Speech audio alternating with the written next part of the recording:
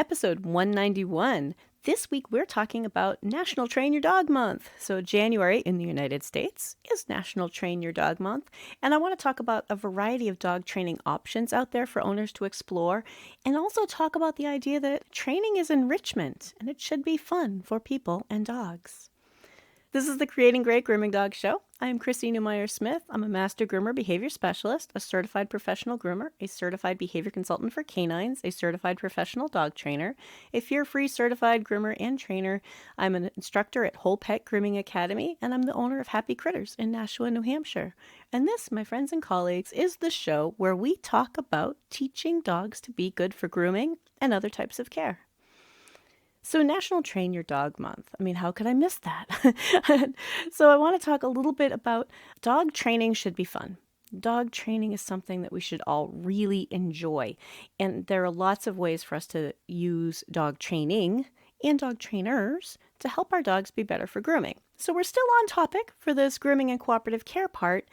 But let's start off with the idea that I think most of us have heard about puppy classes and basic obedience classes. Let's just start there. That is the most common gateway into dog training.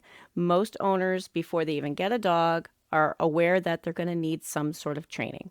And those type of classes really revolve around working in a group setting on some really basic stuff. Now, you might think that puppy classes are all about socializing puppies, and in many respects that is true.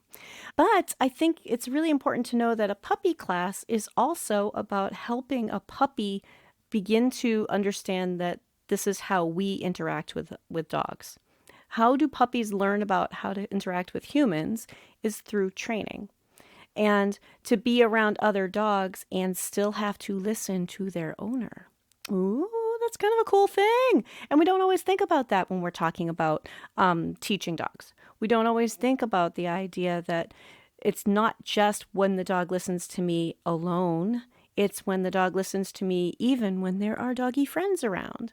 So a puppy class is a great place to find out if your dog is friendly around other dogs, how your dog feels about other dogs, how they feel about other owners, and to work on whatever that is that puppy needs maybe some confidence in, or maybe a little bit of self-control, a little bit of impulse control. Very, very, very common stuff to do in a puppy class. Puppy classes are all about fun. And if you are getting a puppy, or you know someone who's getting a puppy classes are really, really important. So even if you as an owner feel like you can teach your puppy those things, it's about the environment that they learn them in.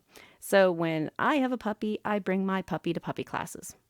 And I bring it to somebody else's puppy class so that I can just be an owner interacting with my puppy in that environment. Basic obedience classes, very, very similar idea. We're trying to work with animals in a place that has other dogs and other owners and this environment. Because frankly, a lot of our owners have dogs who can behave very well in the kitchen, but don't know how to behave when there's another dog on leash 30 feet away, or walking down a sidewalk with another dog going for a walk who's walking down the sidewalk. And obedience classes and puppy classes help us to understand why our dogs would have trouble with that, and also to help our dogs learn how to listen to us and respond to us and see us as just as interesting as that other animal walking toward us, or person, or bicyclist, whatever it may be.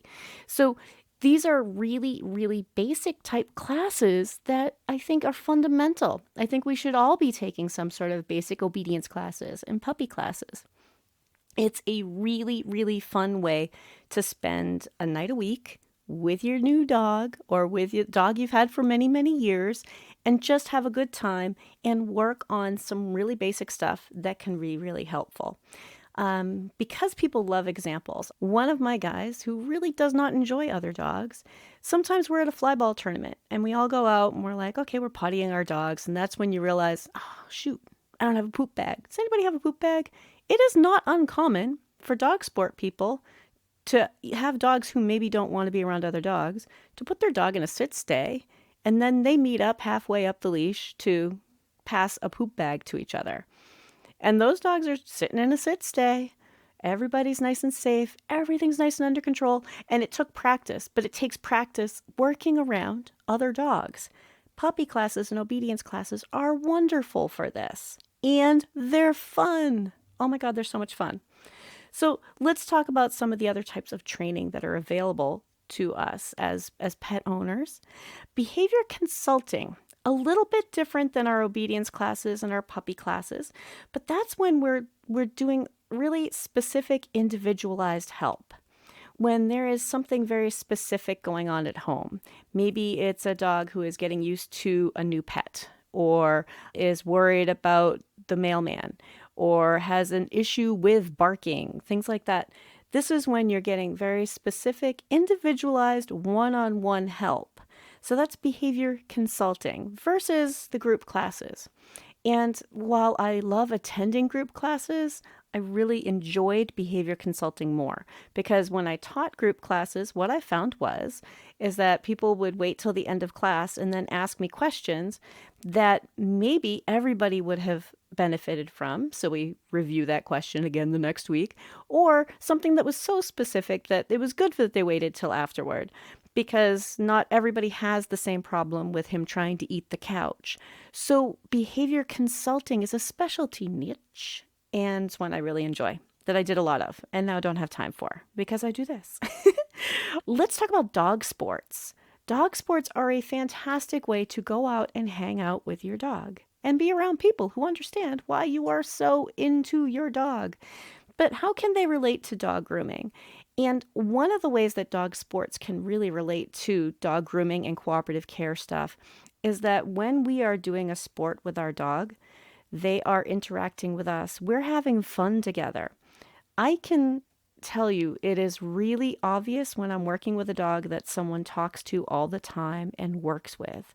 That dog is much better prepared for listening to a human. How neat is that? So when we start thinking about the games and stuff and Disc Dog and all these other things that are available, and I do have a very short list, but these are ways for dogs to have fun with a human and be around other dogs having fun with their humans. So it's social, and these are social creatures, and it gives us something to do that is enjoyable. Also, another side benefit of some of these dog sports, some of the dogs that we see in dog grooming could really benefit from a little bit more confidence.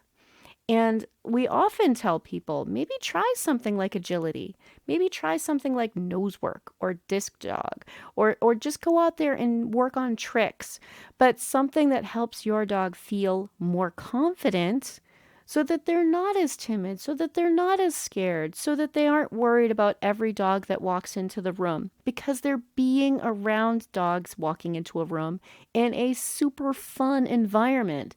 So it's not the only time they see dogs is when they're in a grooming shop. And like I said, lots and lots of dog sports.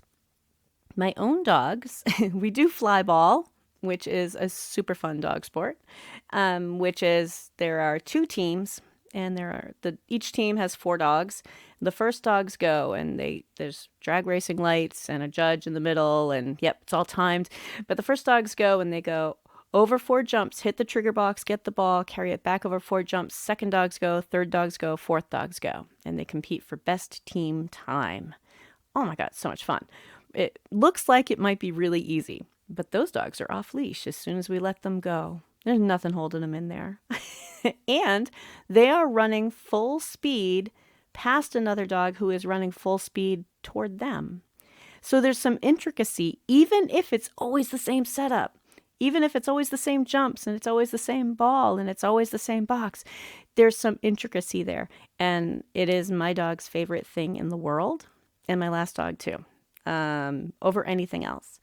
And we also do rally obedience. We dabble. They each have their first rally level 1 title, but fly ball is more important. So rally gets put off, but that's obedience in a very casual setting. There is actually obedience, which is AKC, UKC, lots of different organizations have obedience, but they're very formal setting. Not my cup of tea, but man, gorgeous stuff. And those dogs are really enjoying it. So that's heel work and sits and downs and drop on recall. Really, really neat stuff. And you are having fun with your dog. There's agility, nose work. Nose work is something that a lot of people are teaching their dogs. There are lots of ways you can just teach them tricks. But these are all ways to help build confidence, add enrichment. Okay, so your dog's not just at home being bored. Your dog is having fun and enjoying time with our dogs. And we'll talk about more in the next part. If you're enjoying the show, please tell another groomer, tell an owner, tell your trainer friend or your veterinarian friend, because there are lots of ways that we can help these dogs be better for grooming and for vet visits. So the other part about training is that you do not need to sign up for a training class. What? I know. It's not just about trying to sell you dog training. You can train a lot of stuff at home. In fact, if you are working toward one of those titles or something, you're probably doing a lot of practice at home. I can tell you, while we don't do a lot of rally obedience, we don't, like I said, we choose flyball at my house. But we practice rally obedience stuff. We practice all sorts of things like sits, stands, downs, stand, stay while I walk around them. And those are things that we practice in the house. We practice on walks. We practice in the yard. And my dogs love it. They really enjoy, like, oh, wait, we're going to do something. Now, not every dog is going to enjoy the same things, but that's okay. Think about picking tricks. And I'll tell you, all right, honestly, I am terrible at teaching tricks. Yet you would think everything's a trick. I'm just terrible at thinking them up. It's like, oh, that'd be a neat trick. How would I teach that? Not my thing. But you don't need to go to a group class to enjoy some training with your dog. Teach your dog a trick. Teach him to do something fun. Teach him to do something silly when you say a particular word. Teach him to find people in the house or to find a hidden object. You know, see if you can get them to listen to the names of all of their toys. You know, can your dog distinguish between get your ball, get unicorn, get hedgehog? Have fun with your dogs. And that's what's really important. When we think about National Train Your Dog Month, it's about the bond and having fun with your dog. Now, I will say that there are lots and lots and lots of different ways to train. And especially if you're just out there to have fun, really make sure that your dog is enjoying it. All right. And that doesn't necessarily mean that it's a training method thing. It might be the sport that you're doing. Like my guys, I would not try dock diving. My dogs don't want to jump off a dock and go underwater. It would not be their thing. It would make them pretty miserable. Even if my dream would be like, oh, they're going to be great at dock diving. They can learn it. They can learn it, but I don't think my guys would want to do it. But nose work, flyball, rally obedience, playing around with some agility stuff, they like that stuff. Figure out what your dog enjoys. Now, one of the things I want to talk about while we're talking about Train Your Dog Month is that there are lots of people in your dog's world. So let's talk about the different types of trainers and training and the various professionals in your dog's world. And I'm going to parallel this with kids. Now, sometimes people get annoyed with me when I do that, but think about the parallel between the kids' world and the dog's world. So your veterinarian is sort of like a pediatrician. Your veterinarian sees a lot of dogs. This is their main practice. They see dogs, they see cats, they see birds, but they're really, your dog vet is seeing a lot of dogs. And the nurses there are vet techs. Yeah, vet techs are nurses. They're not veterinary helpers who maybe want to become a veterinarian someday. That's a nurse. And I want everyone to start really thinking about that. That's important. But the veterinarian and the nurses in the veterinary office, like they are there to help keep your pet healthy. When you start talking about obedience classes and puppy classes, those are like school teachers. Ah, how cool. Yeah, direct correlation there, like school teachers. When you start talking about behavior consultants, that's a little bit more like the guidance counselor. So that's a little bit more of, okay, I'm seeing that someone is having some difficulty. Let's figure out what's going on and see how we can help. Okay. Guidance counselor. Agility classes and nose work and all those other things. I want you to think about those as sports coaches, right? That's Little League. Yeah. So if they're taking agility or they're going to fly ball or they're doing some of these other things, that's a little bit like sports or art and music, right? Your art teacher and your music teacher, right? That's a little bit like marching band and soccer. So think about the professionals who are coaching or teaching those are a little bit different than maybe the pediatrician or the nurses or the guidance counselor or the school teachers. There can be overlap. Absolutely, there can be overlap. But let's think about like what's going on there. And when we think about our sports coaches, a lot of the time they are parents who are specializing in a sport. And so when we start asking for training advice from someone who maybe teaches a dog sport, we may have someone who's also a teacher. We may have someone who's also a guidance counselor, but more likely we have someone who's an owner with a lot of pet experience. So just be kind of aware of where we're getting our information from and which professional we ask. Don't ask your pediatrician about soccer unless it's about the health aspects of soccer. Does that make sense? I hope so. So who else do we have in our dog's world? We have hairstylists. Well, those are our pet stylists, our pet groomers. They work with a lot of dogs, but their particular profession is about haircuts and skincare and different, as of course there are lots of different dog groomers out there, but skincare and hair care and haircuts, different than these other jobs. When we talk about doggy daycare, well, that's daycare. Yeah, right? They work around groups of dogs. They have them playing together. They're experts at knowing when dogs are maybe not getting along or aren't handling it well. When we have our pet sitters and our dog walkers, I kind of think about them as almost like the nanny. They know your dog and they're going to be working with your particular dog. So when we start talking about the behaviorist, that's the psychologist or psychiatrist. That is not the guidance counselor, psychologist, psychiatrist. When we talk behaviorist, I want you to think veterinary specialist like cardiologist or dermatologist or a PhD in behavior.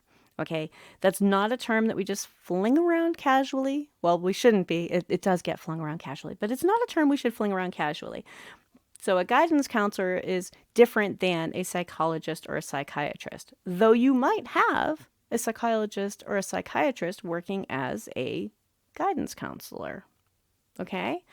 But just be thinking about this variety of specialists in your dog's life. Okay, and then I'm going to add one more. When you start talking about a breeder, your breeder is a little bit like asking grandma. And why is that important? Because your grandmother's going to say, oh, you know what?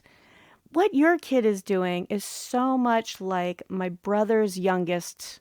They know the whole family history. They're like, oh, yeah. You know what? So-and-so was like that till he was about 3. They have the family history. They know the stuff about their particular dog, the line, what they were breeding for. So a breeder is a little bit like having grandma who knows everybody's health history and the behavioral quirks that maybe some of our families have. I speak for my own, but there are some behavioral quirks in there, right? And that's a really important asset for people who went to a breeder. I will also say that the people who foster dogs and work in the rescues, they are a great resource when it comes to the individual that you have rescued, right? They spent time with that dog. So there are lots of different professionals in our dog's world. And when we talk about National Train Your Dog Month, which again, January here in the USA, National Train Your Dog Month, think about this wide variety of individuals who are professionals and are here to help you, or maybe hobbyists who are here to help you. And not everyone's advice is going to have the same weight. Think about who you're going to for which advice. I don't go to a scout leader about vaccines. I talk to a pediatrician about that, right? You don't go to your hairstylist for things like, how to be better in soccer. So let's think about where we're going when we ask questions and have fun with your dog. That's the most important part. So if you want to know more about me and the classes that I teach, because I do teach the Master Groomer Behavior Specialist Diploma Program at Whole Pet Grooming Academy, you can go to wholepetnh.com for that and for other classes that I teach. If you want to know more about the podcast, CreatingGreatGroomingDogs.com has every podcast episode. I've started putting transcripts on there. If you are listening as a podcast, you can listen anywhere, but also you can go to YouTube because I started putting episodes up on YouTube, Creating Great Grooming Dogs at YouTube. I started putting episodes up on YouTube, I'd say about 1.5 years ago. So there are lots of ways to find me. All right, everybody, have a great week. Bye.